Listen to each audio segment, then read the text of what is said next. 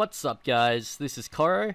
Today I'm going to be talking about speed and stats, that sort of thing. I've done this before. Come on, what more is there for me to say? Okay, yeah, no, this isn't a beginner level. Okay, this is a little bit more advanced, and I am going to be running calculations. Hence why I've got my calculator at the top. And I'm going to be explaining the way that the old meta worked, and the way people used to select their mutants. So obviously, with the introduction of abilities and that sort of thing, and also with the introduction of more mutants, you can't exactly use this as a Bible, I suppose, but it is a good reference point for people to use to understand, how strong is my mutant in relation to another, etc., etc. So what I'm going to be talking about is stat efficiency, okay? Stat efficiency. That is, how well does your mutant use its stats, and really make the most out of it. So hence the word efficient. Make the most out of what it's got. So within the game, or at least with the old meta, there were 3 different stages. And I've actually run calculations and tested this myself. So yes, it does work, okay? The 3 different tiers, you'll see these words thrown around the shop, are very slow, fast, and very fast. Now, with very slow, it is going to range with different speed levels, but it starts at 3.33, or at least 3.33 is the fastest. I mean, not the fastest, is the most efficient number for any mutant that has a rating of very slow. When it comes to fast, it's 6.67, and for very fast, it's 10, okay? So just to give a few examples, I was down at the bottom before, 3.33, Buck Maurice, Pit Lord, Dracus, I believe, Dracus Nobilis is another one. And then we start to creep up from there. In the 6 range, you have Android, I believe. Yeah, Android. Who else is there? I should know this off the top of my head. Android, Shaman, and Shinigami, actually. Yeah, Shinigami, who was released recently. And at the very top, at very fast, it starts at Honey Bunny. She's the first one that you can get, or at least the first one that you can get through breeding, first common one. So yeah, there you go. Those are the 3 different tiers, and those are just some examples of the most efficient. Okay, so I really haven't explained exactly why they're the most efficient, and in order for me to do that, I'm going to have to actually run a simulation with you guys, okay?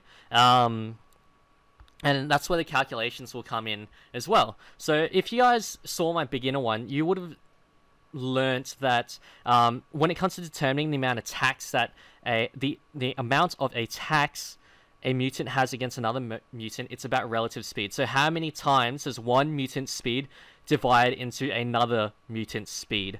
Obviously, when you do that, you're not going to get whole numbers, especially when you're working with 3.33. But let's use, for example, Pit Lord. And I'll see if I can find a non-bronze one. Yeah, there we go, non-bronze one. If we imagine that we had Pit Lord, right? I'm going to bet that Pit Lord has the greatest efficiency out of anyone else that has a speed lower than 6.67. Okay? I'm just clicking into here. I'm just clicking into the wrong place. What am I doing? Okay, so he has 3.33 speed. Click down onto level 1. He's got 1,199 health and 459 for his attack. Now let's say that he's going to verse someone neutral. He doesn't have an advantage over them, so let's go with Robot. He's an android type. There's no modification in damage, so this is going to be a straight up just a brawl, straight up brawl, okay? And we're going to be working off level 1s, so remember those numbers. All right. I'll try to write them down on the side, actually, if I can, if my editing skills prove to be effective. Okay, so let's assume that Robot's only using Flamethrower. He's got health of 1,157, a speed of 4, and he does 350 damage. Okay, so if we remember the way that relative speed works, the Robot's going to attack first. Sweet, we know that. That's easy. He's got 4 speed, whereas Pit Lord's got 3.33. However, in order for Robot to actually kill Pit Lord, we have to calculate the amount of attack cycles that he'll have to go through. So that's easy. That's easy to figure out. So if we remember, we had 1,100. Just let me click into my calculator. 1199 health of Pit Lord, divided by 350 damage, which is each attack that the robot will do, equals 3.42. So we have to round that up to 4 because, you know, you can't do a half attack. Everyone takes turns.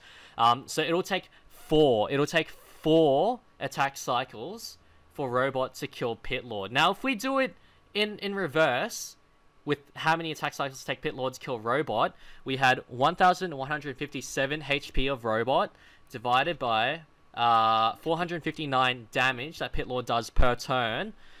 That, sorry about that. 1157 divided by 459 equals 2.5. So round that up, that's 3.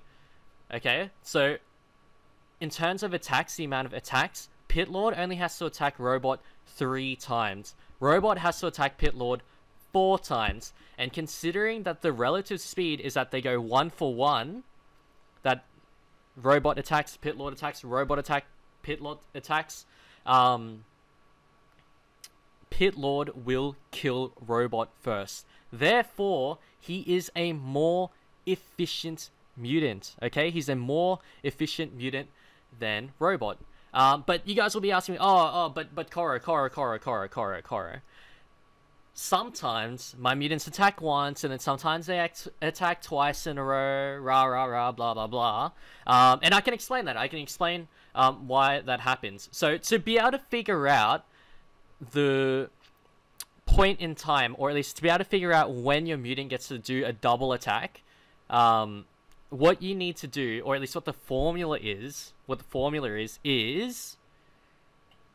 okay, this is going to get technical, so I won't make it too technical. I'll just use the speed of Pit Lord. So the formula is Pit Lord's speed 3.33 divided by x, where x is 4 minus 3.33, or in other words, where x is the robot's speed minus Pit Lord's speed. So what we're doing is we're looking at the extra bits of robot's unused speed, and we're seeing how many attack cycles does it need to build up to the point that it allows robot to attack again.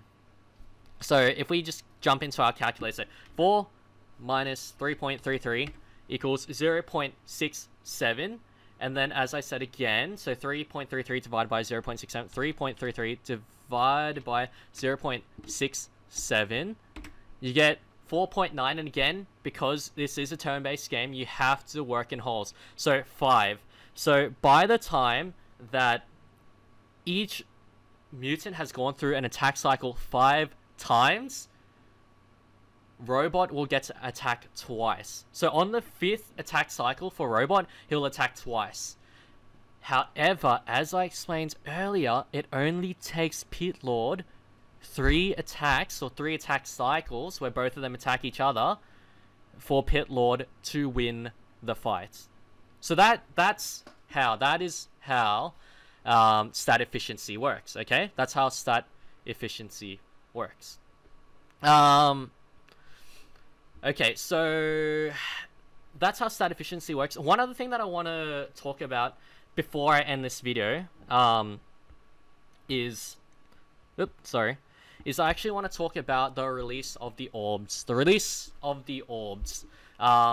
Okay, so what you need to understand is that, or at least what you need to look at is who are the most common mutants that I'm seeing in PvP. Back in the day, because there wasn't as many mutants, it was so much easier to do this because there was an established meta. With the release of more mutants, we're getting more variable speeds, and it's becoming harder to distinguish whether or not it's worth it to invest in Orbs.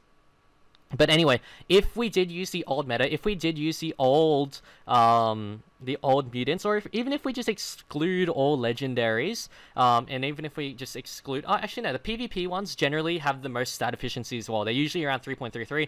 Like in the middle range, the fast range, like Shaman is 6.67. Like they have pretty good efficiency. But anyway, if we look at it, and if we assume that people are going to be using the most stat-efficient mutants of 3.33 speed, 6.67 speed, or 10 speed, let's imagine that you're versing a Buck Maurice, right? if you had a very fast mutant that you wanted to put a speed orb on, let's say the speed orb was 10%, you have to make sure that if you want to get 4 attacks per attack cycle, that you can boost his speed up to 13.32. So why is that? Why is that? The reason why is because if we go 3, okay, sorry, just got to click into my calculator. So 13.32 divided by 3.33, Buck Maurice's speed is 4. So if you're able to get a mutant with the same level or the higher level and greater than or equal to 13.32 speed, then that mutant will get 4 attacks against Buck Maurice, who's a standard pick. But as I said again, the meta's sort of changed. There are more mutants. You're going to see more people with different mutants. Obviously, you wouldn't get 4 attacks against Undead Dragon, right? He's got 3.57. You wouldn't get 4 attacks against Triple B of 3.57. So let's go again to the calculator. 13.32 divided by Triple B, 3.57. You would only get 3 attacks, and then you would have to do that other calculation that I did to figure out when you would get another attack. But given Triple B's damage output, he can probably one-shot any speed type anyway. Okay, so that's about all that I have to talk about today in regards to speed. But I hope that helped you. It is in depth, and I hope I didn't lose you guys with the calculations either. But yeah, if anyone has any other questions, if anyone has anything that they want me to talk about, anything that they want to see, put a suggestion down below, and I'll talk about it. Definitely, I'll talk about it. I've been playing this game for about 1.5 years, on and off. But when I play it, I'm very critical as to how the mechanics work, and I'm very critical as to how I plan to build my teams. Oh, actually, yeah, before I go, I should give you guys one note. Yeah, so when you guys go to build your teams, try to focus on using, like, if you're going to base it off speed, that is. If you're going to base it off speed. And this is for your defense team as well. Try to use one very fast mutant that has at least a speed of 10, one mid-range mutant, or at least fast mutant, that has a speed of 6.67, and one very slow mutant of 3.33. If anyone watched my stream, you would have seen me use Buck Maurice a lot, and a lot of the reason why was because I know that he's an extremely efficient mutant with 3.33 damage. So he's extremely good at taking down the enemy, because the thing is, as I calculated before, in a straight up 1v1, any mutant that is faster than him, he will outdamage,